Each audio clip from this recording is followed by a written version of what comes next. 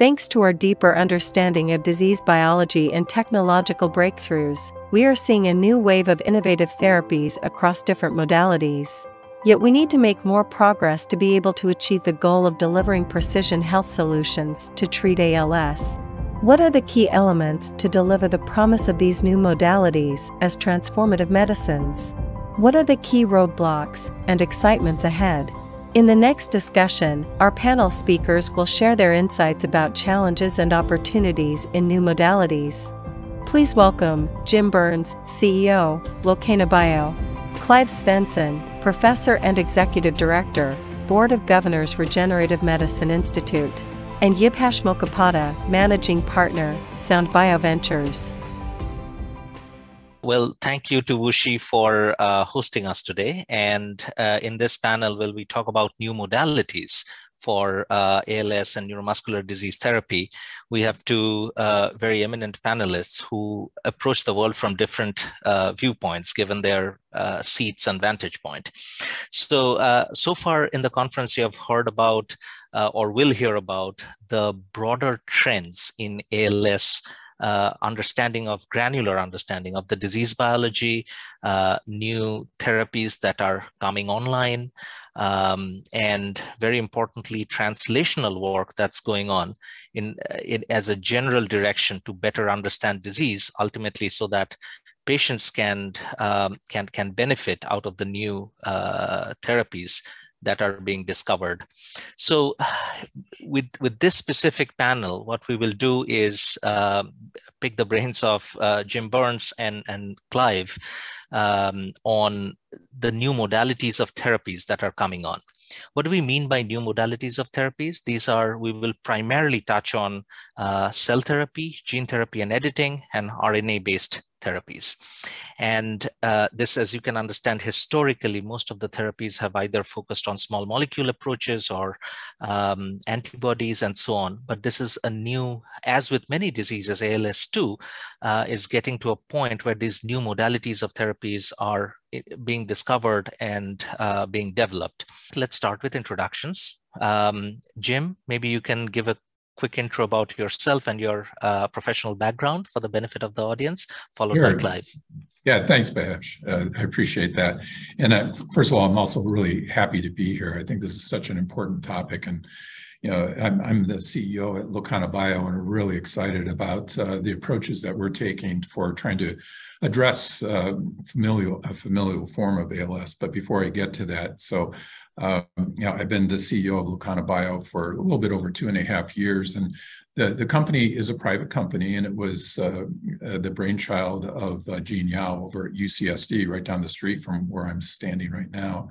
And he had the concept of actually trying to target dysfunctional RNA with naturally occurring payloads, such as RNA binding proteins that could be designed and engineered to target the disease-specific RNA molecules that could be, or RNA, which is ultimately could be toxic in causing the disease. So what we're doing is engineering those for a number of different applications.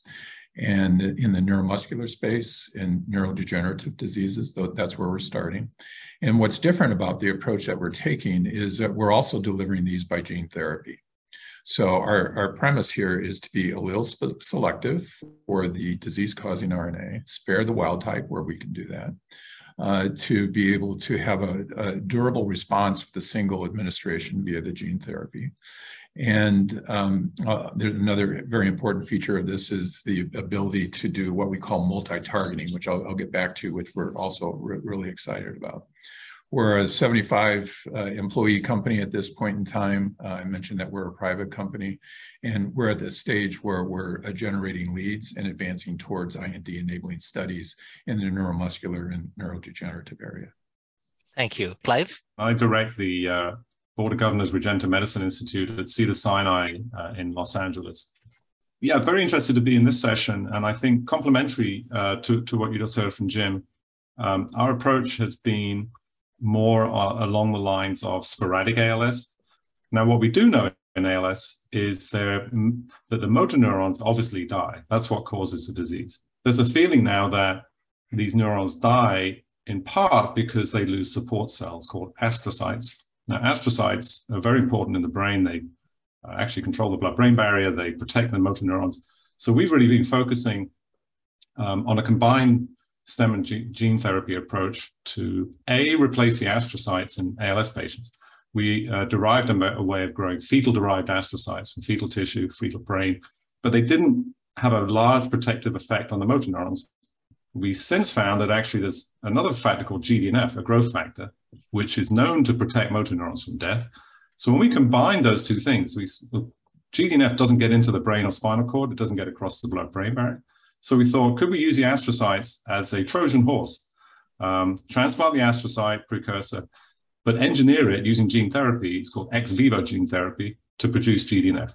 We've got them into patients, we've shown they can make cells that look like astrocytes, and they'll secrete the GDNF over up to a 4-year period in the spinal cord of patients. So we're very excited about that. We're now moving to the motor cortex. In fact, we're doing our first patient in about 3 weeks. Very quickly in vitro, because we don't know the cause of ALS, we're developing really cool models. There's this technology called induced pluripotent stem cells. And together with Answer ALS, we created 1,000 induced pluripotent stem cell lines from patients with ALS. Now, these cells, once you've made them, iPS cells, you can make them into motor neurons that die. It's a fascinating resource. We hope by doing that, we can make the motor neurons in the dish. We may be able to understand, we can sort of model the process of the motor neuron dying. We may be able to get new targets so that Jim can develop new gene therapy approaches or ASOs for those new targets. So that kind of technology is coming along nicely, and we can talk about that if you like as well. That's my summary. Perfect, Clive. Let's actually build on that, because what's very evident is just given the differences, right, in overall understanding of the human genetic, well-defined in genetically defined versus not so much in sporadic, and the patient populations being sort of very different, yet the clinical presentations in many instances having common themes. The iPSC differentiation approach holds enormous promise. So maybe you can elaborate on what the overall promise there is and what the key elements are for those that approach translating into a real drug. Yeah, I think the first stage is to show that you've got a phenotype in your motor neurons. So we can make the motor neurons, but the whole field now is waiting with bated breath to know whether or not an ALS motor neuron is different from a control motor neuron from a patient who doesn't have ALS. And it's turned out to be an enormously complex question, mainly because of the variation. When you differentiate, you turn iPS cells into motor neurons. There's quite a lot of differences, both every time you run the assay, you get slightly different numbers of motor neurons and astrocytes and other cell types, and patient-to-patient variation is larger than we expected. So when you take into account the variation, to see anything related to the disease becomes very tricky and harder. Having said that, because we have such large numbers now with Answer ALS up to 1,000 lines, we're starting to now tease out subgroups of ALS types that then will differ from control. And that's the goal of Answer ALS. And if you can find those, say, 4 subgroups that have a particular molecular signature, then you could go target some drugs towards them. We're not there yet. We're still analyzing this large data set. And we're actually, it's an open source system, Answer ALS. If you look it up online, there's a portal you can go in and anybody can look at the data and try and see if they can find targets within our data. We do RNA-seq, we do proteomics, ATAC-seq, and whole genome sequencing. And it's all in one place. You can correlate that with clinical outcomes because we've got all the clinical data. So we're hoping that we may not get the answers, but others might use this resource to find the answer and find the subtypes again. So Jim and his company can have some more of the targets that would work. But we're not there yet. It's a very hard task, actually. And iPS technology is complicated, but we're very excited at the possibility. I think iPS are going to replace or complement animal models in the future and be an essential part of drug discovery. Could I just comment? Please. So I 100% agree with that last statement. And that's part of our screening cascade. In fact, we think it's almost more important for us to be able to show that our constructs are having activity in more of a disease environment with patient cells and than in the animal models, although they're very complementary. But I can't resist asking the question: do you think that there is a difference that between the lower and the upper motor neurons that you're creating with the iPSCs? So again, so just to go back to C9orf, there are specific changes that we see for genetic forms of when you make IPS from C9 patients, you can see specific kind of pathways, and you see dipeptide repeats spitting out, so you can see phenotypes. With sporadic, we're mainly focusing, to answer your question, on spinal cord motor neurons. We kind of ventralize them with sonic hedgehog and make them into, but complementary, we're now doing the upper motor neurons and upper motor neurons and the cortical cultures. The answer is still no. We haven't got, from our lab anyway, a specific phenotype that would say, if I look at that culture, I know it's an ALS one versus a control from sporadic patients. It's just too much variability at the moment. But I'm telling you, we've got a lot of data going on. There's lots of groups around the world really focusing on this. I think the answers are going to come pretty soon as we get these targets. And we just don't have enough data yet, Jim, to really nail it. Yeah. The critical bit there is this translation using human samples, right? And going iteratively between that and a ex vivo model, and then being able to tweak it to the best of biology so that it can mimic or replicate the disease pathology. One thing I must highlight, which actually I've underappreciated, is this quote unquote distributed nature of the processing. Right, it's very, very important. As you said, Answer ALS, people can go in and use their resources to find it. And this is kind of a resource for patients ultimately, right? As well as for researchers. And that distributed processing is something that doesn't happen in many diseases, but in many orphan diseases it does. And when it does, it becomes extremely powerful. So kudos for getting that. So effectively then, Clive, what you're saying is that there is an exercise with large translational data sets to replicate and understand the pathology that happens in sporadic ALS. And that's very important, because what you couldn't determine by genetic backup, you would otherwise dump into the bucket of sporadic ALS. But with time, a pattern will begin to emerge, where sporadic ALS also becomes understood with regards to molecular pathology. Yeah, this is where we hope to be. So when Jim does his trial and he's enrolling patients, we'd like to say you'll get the genome from the patient, obviously, so we know if they're C9, if they're SOD1 and other mutations. The next level of that is going to be you'll get the genome, and we know you can't really distinguish ALS from control just from the genome. I mean, there are PRS scores, polygenic risk scores coming, but it's not definitive.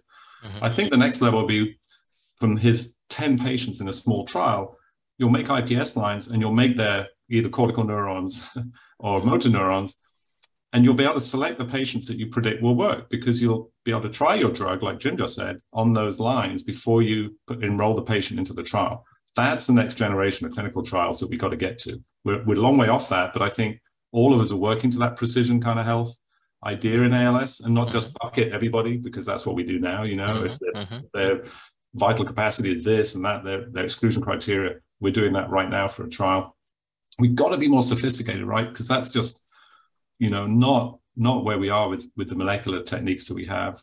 So that's the goal in the future. So Jim, building up on that then, can you help the audience walk through what it would be like, sort of gazing into the future with this sort of a data set that Clive has? Let's assume that one or two patterns begin to emerge. How will that feed into the discovery approach that you, Lokana, and the field in general can take? Well, I think what's really important here is that, as Clive is saying, is that the ability to really understand what mutation or sets of mutations does a patient really have. Because then you have the best chance of actually answering the question about whether or not they deserve to, or they should be getting the product that you're going to be testing in the clinical trial, be most meaningful for the patient. And what we're doing, and Clive, I'm going to guess, and I think this is maybe, just thinking 10, 20 years in advance, you're going to discover through your work and others that sporadic ALS, that there are mutations that are causing what appears to be sporadic, and that maybe it's like what oncology has become or is becoming, where it's a host of rare genetic diseases. And the more we can understand that, the more likely we're going to be able to offer hope to patients, because we understand more of the molecular basis of the disease. What we're doing, I think, which is interesting, because we understand to a certain degree the genetics, that for C9orf72, it's this hexanucleotide repeat expansion in that gene. And once it gets beyond a certain number of repeats, the transcribed product of that, the RNA, becomes toxic. But what's interesting about this, and Clive, you do a better job than I can in describing this, it's the sense as well as the antisense that transcript that is toxic. In addition to that, the dipeptide repeats that you mentioned as well. So what you need to do in that case is understand that the genetics of that, and be able to construct something that can actually, in a single product, this is what we're trying to do, either destroy or somehow block those long repeats, so that they no longer sequester binding factors, and so they no longer make those dipeptide repeats. And unless you understand the molecular basis of that, you would maybe just go after the sense versus the antisense, but you go after both. Ideally, wouldn't it be great, Clive, if you could also, because this I think it's controversial, but it seems like maybe this is also a haploinsufficiency disease as well. And if that's the case, could you also do something to try to upregulate the transcription of the normal gene? So by knowing more about the molecular basis of this very complex disease, you have a much better chance of designing a product ultimately that's going to benefit patients. So that's my hope, is down the road, is that we have multiple ways of trying to address this for patients, because we understand more of the molecular basis of the disease. Mm-hmm. Can I ask an orthogonal question here? So understanding the basis of the disease is absolutely critical. Does it also shine light into the time of intervention, or the extent to which one can reverse an already existing pathology using these modalities? Yeah, I think it comes back to the modeling, and I didn't bring it up, but and Jim, whether we need more sophisticated models is something we talk about a lot. One of the downsides to the IPS modeling right now is we don't see overt death of the motor neurons, right? They change, they have phenotypic changes. We'd love to see death, because that's what happens in ALS. We know that's the end point. And if you can reverse death, then you've got a product which is, so we're kind of fighting to get the sophistication of the model. And so to your question, Bibash, if we could longitudinally show, okay, this is an early stage, and then the neuron pops, and we can sort of intercede in our model at any point with our drug, that's fantastic, because then you can ask that question, when should you be giving it? Right. We're trying to develop these organ-on-chip models. Now, these are really interesting, because there's a little microfluidic device, and on the top you put your neurons, you differentiate your neurons out from the IPS cells. And on the bottom, from the same patient, we can make endothelial cells, or BMECs, which are the blood-brain barrier, basically, the blood vessels that line the brain. Mm-hmm. So then you can give your ASO either on top direct, which is sort of artificial, it's like giving it through the CSF a little bit, or you can give it through the blood, which ASOs don't penetrate very well through the blood, so we normally would give it on the brain side. But then you can give it at different stages of the disease process. So if we can get this model more maturing, and we actually see the cells dying in the dish through some stresses, I think that's the ultimate model. And you could ask the question you just asked, and Jim can say, we can only take patients at this stage of the disease, because we know when we add the ASOs at this point, they don't work anymore. Right. So it definitely will validate a lot. Now, there are mouse models, but as you know, the C9 mouse model arena is very complex, and there hasn't been really reliable mouse models in that. We all rely on the SOD1 still, more or less. And so, these human models, I think, will make a difference. But the last thing I'll say on this is we have to get validation. I mean, I'm excited about the models, but we need to validate the IPS models across just something. Now, the problem is there's nothing that works very well in ALS. So what are we going to validate it on? Yeah, the other part of that is, in terms of thinking about when you treat patients, is that as we think about how we would trial what we're developing, I mean, naturally, you go into patients that are have already been established to have the disease, and the question is it too late for some of these patients? So has there been approaches which basically can not only prevent the death or future death of neurons, and keep them alive, but also regenerate neurons in the right kind of neurons? Is that a possibility that's relatively soon on the horizon? Is it even doable scientifically? Well, I can go the first because this is quite close to my heart, having done regenerative medicine for 30 years now. And the one thing we know we can do in Parkinson's is replace dopamine neurons. So you can take fetal tissue or even iPS cells, make them into dopamine neurons, progenitors, put them in the striatum and they survive, they make dopamine. The thing that we're not very good at is recreating the circuits after we put these neurons back in. Now, with motor neuron diseases, neuromuscular diseases, the distance is so massive. If I can make a motor neuron, actually, I could even put it into your brain. I could even put it in the right place. The problem is, how do you get it to reconnect? Right. It's got to go 3.5 foot down. Now, all your neurons were born before you were. And most of them were connected before you were born.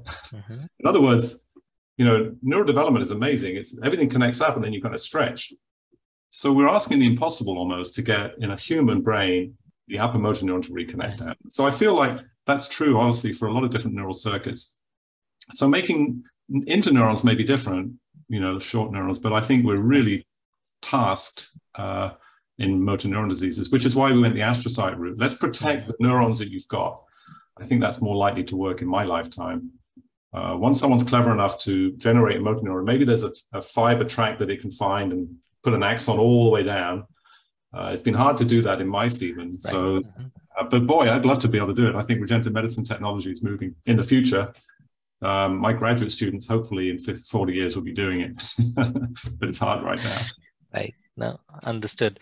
Pointing on something that you said, Clive, about lessons from broader neuromuscular disorders, are there certain themes that are cross-pollinated between ALS and broader neuromuscular disorders that we can learn from, either in terms of translational work or in terms of regulatory lessons learned and so on? I think the big, you know, the elephant in the room is spinal muscular atrophy, which we haven't talked about. And that's one of the most interesting childhood diseases because there are actually 3 different therapies for that disease right now that have been approved. And that's so rare for any neurological disease. And I don't know why it happened for SMA, but it certainly did. And SMA is caused by single mutation, SMN gene. So we know the mutation. That helped a lot. It's early in development. And I think the gene therapy approach, and I'll ask Jim for his thoughts here, was done now, you know, now it's Novartis that are leading this. The gene therapy approach was pioneered by Brian Caspar, is simply just to put the gene back, the missing protein. And I think the reason it works so well is because it's a childhood disease. So when they gave the product interest ICV, it could distribute to large parts of the spinal cord and brain in these kids, and they got nice functional effects. It goes back to now doing that same thing in an adult neurological disease is a bit more tricky because everything's a lot bigger and it's just distribution and delivery might be a problem. But it definitely shows us that it could work. The gene therapy works. These kids are really remarkably better. They're not cured completely, but they're a lot better. Then came a drug from Roche that seemed to work pretty well, and that's already approved. And finally, an ASO, and Jim might want to talk about that, an ASO for exon skipping from Ionis and then Biogen. Amazing. I mean, that's in the market as well. So, you know, it's just funny. And it's like in England with you're waiting for the number 3 bus and never arrives, and then 3 come at once. And I think it's a bit like that for SMA. Yeah, and what I think is really interesting about that story is that the ASO, I believe, was the first product, and just showed tremendous promise. What a great thing for the patients. And I think that's what we all aspire to in these diseases, is to be able to give patients multiple options. all boats rise when ASOs work or gene therapy works, and it's giving patients more hope, and it's giving them more options, and there's plenty of room for products in this space. And I think there's a lot of learnings that as we think about what we're doing for C9, which is a repeat expansion disease, and thinking about DM1, which is a neuromuscular disease, obviously, which is also repeat expansion diseases. There's crosstalk there in terms of your learnings and how you think about how you're going to block or destroy those repeat expansions and spare the wild type. It even goes for Huntington's disease as well, which is a neurodegenerative disease. Very similar types of learnings, a lot of differences as well. But I think this is one comment, which is that there's so many of us that are working in this space. Wouldn't it be great if, in a pre-competitive way, we can make sure that the learnings that are helping accelerating all of us to develop products that will help patients, in an ideal world, to be something that we'd be doing a lot of. And I think with natural history studies, that's something that does happen, and that's a real positive. So anyway, I think it's a really exciting time if you're in the genetic medicine space and you're thinking about what you can do for these different types of diseases that we're discussing. Fantastic. So, gentlemen, keeping in mind the time, maybe we can wrap up with two questions rolled in one. This is a gazing at an 8-ball, looking out into the future kind of question. So from your vantage point, and each of you having been in the space for decades and seen the space evolve, what would you like to see in the next 2-3 year window, and then in the next decade window, that ultimately you think would be absolutely critical for not only intervening, but ideally curing patients of ALS? Who wants to go first? Clive? Jim, go first. I'll be polite. All right. Well, I'm going to lean on Clive a little bit. I want more genetic mutations to work on. So I think truthfully, I think that's going to make a difference for patients. But the other is, quite frankly, it's delivery. The payload is really tough. Understanding the biology around that. And let's say that you had the perfect knowledge of what that is. Delivery is still really difficult. And, so I think, in our case, we're using viral vectors. I could envision sometime down the road, you have non-viral vectors.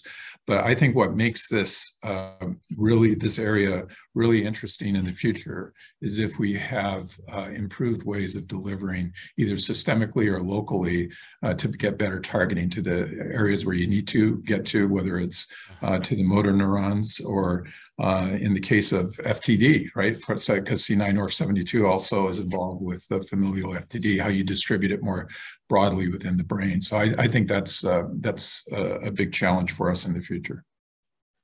Yeah, and I'll double down on that, Jim, because we're doing our first patient very soon. We're actually delivering cells to the motor cortex.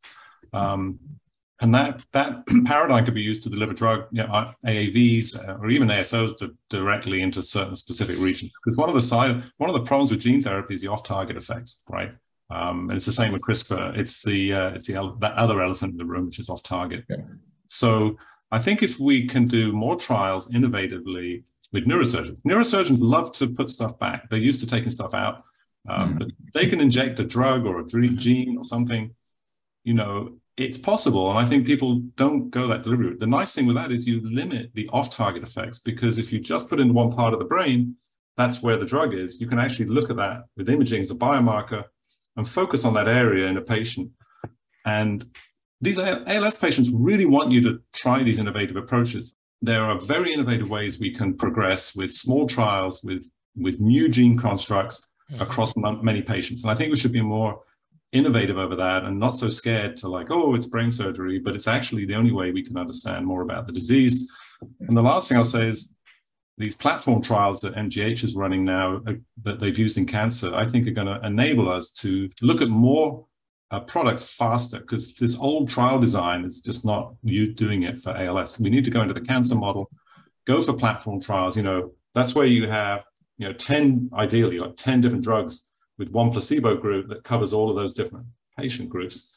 And I think if we could get more inventive with those and include some of Jim's kind of trials, the ASO trials and gene therapy trials in platform, and this gets into the pre-competitive space, all working together, I think we can accelerate things much faster as a team than trying to do these individually and raise 10 million. And we should all be working together. This is about ALS, and a disease that's the most horrific disease you could ever be diagnosed with. And pre-competitive spaces, you mentioned, Jim, that's where we could all work together and just share results, share prelim data. Let's get this on for the patients, not for us. All right, perfect. I'll stop there. I'm getting on a soap thing, so I'll stop. But that's perfect. And on that note, it's basically boils down to right gene, right amount, right place, and right time. And on one hand, and then knowing the granular detail, the underlying pathology, and the molecular intervention we need to do, that will drive ultimately new discoveries and new drugs. This has been a fantastic conversation, gentlemen. Thank you so much for participating, and onward and upward. Thank you. All right.